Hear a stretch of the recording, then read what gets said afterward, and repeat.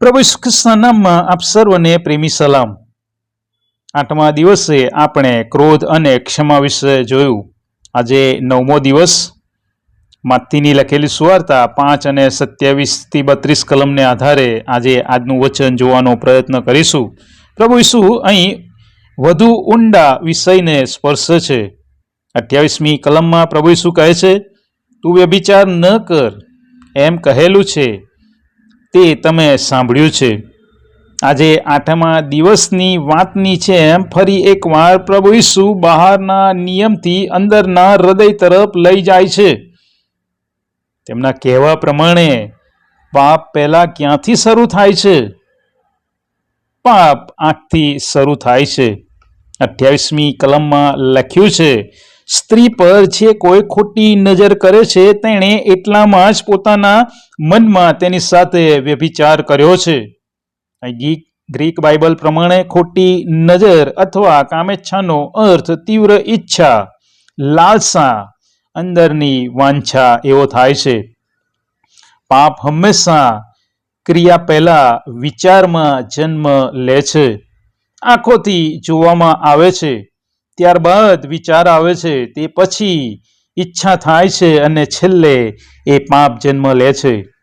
યાકૂબ 1:14-15 પ્રમાણે પણ દરેક માણસ પોતાની દુર્વાસનાથી ખેંચાઈને તથા લલચાઈને પરીક્ષણમાં પડે છે. પછી દુર્વાસના ગર્ભ ધરીને પાપને જન્મ આપે છે અને પાપ પરિપક્વ થઈને મોતને ઉપજાવે છે. આ દુષ્ટતા ક્યાંથી આવે છે? હૃદયમાંથી ઉદ્ભવતી અશુદ્ધતા એ જ દુષ્ટતા છે. માથી 15 અને 19, કેમ કે ભૂંડી કલ્પનાઓ, હત્યાઓ, વ્યભિચારો, જાર કર્મો, ચોરીઓ, જૂઠી સાક્ષીઓ તથા નિંદાઓ હૃદયમાંથી નીકળે છે. હિબ્રુ ભાષા પ્રમાણે હૃદય આંતરિક કેન્દ્ર છે.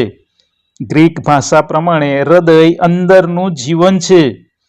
ઈશ્વર ફક્ત કાર્ય નહીં પણ અંદરનું જીવન જુએ છે. આગળ 29 અને 30 કલમમાં લખ્યું છે કે જો તારી જમણી આંખ તને ઠોકર ખવડાવે તો તેને કાઢી નાખીને તારી પાસેથી ફેંકી દે. આ કોઈ શાબ્દિક ભાષા નથી.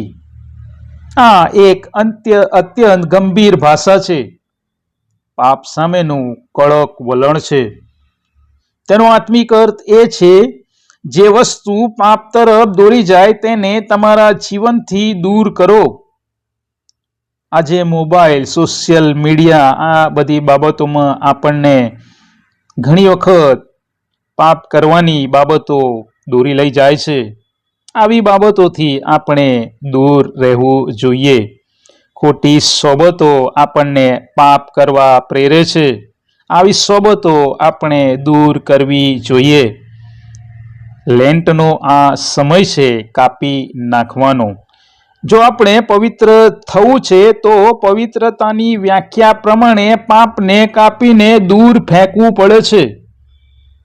પવિત્રતાની વાત કરતા અહીં આગળ 31 અને 32 કલમમાં પ્રભુ ઈસુ લગ્ન અંગે વાત કરે છે.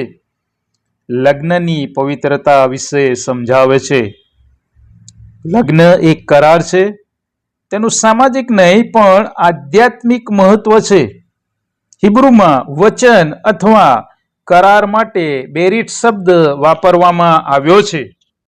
તેનો અર્થ એ છે પવિત્ર બંધન. લગ્ન એક પવિત્ર બંધન છે. ઈશ્વરની સમક્ષ કરેલો એક કરાર છે. લગ્ન અંગેની જો તમારે વધારે સમજૂતી મેળવવી હોય તો આ ચેનલમાં એક વિડીયો મૂકેલો છે, તે તમે જોઈ શકો છો. તે તમને ઘણો મદદરૂપ થશે. વાલાઓ, લેન્ટ એટલે ફક્ત ખોરાકનો ઉપવાસ નહીં, પણ આંખોનો ઉપવાસ છે, વિચારોનો ઉપવાસ છે, ઈચ્છાઓનો ઉપવાસ છે. ગીતશાસ્ત્ર 51 અને 10 કહે છે, હે ઈશ્વર, મારામાં શુદ્ધ હૃદય ઉત્પન્ન કરો. શું હું આજે મારા વિચારો પર નજર રાખું છું? શું આજે મારી આંખો પવિત્ર છે? શું મારું જોવું ઈશ્વરને ગમે છે? પ્રભુ ઈસુએ ફક્ત બહારના પાપોને માટે નહીં પણ અંદરના પાપોને માટે પણ પોતાનું રક્ત વહેવડાવ્યું છે. પહેલો યોહાન 1:7 કહે છે તે પ્રમાણે પ્રભુ ઈસુ ખ્રિસ્તનું રક્ત આપણને સર્વ પાપથી શુદ્ધ કરે છે. આજે મારી પ્રાર્થના છે, હે પ્રભુ, મારા વિચારોને શુદ્ધ કરો, મારી આંખોને પવિત્ર કરો, મારા હૃદયને સ્વચ્છ કરો, મને શુદ્ધ જીવન જીવતા શીખવાડો. આમેન.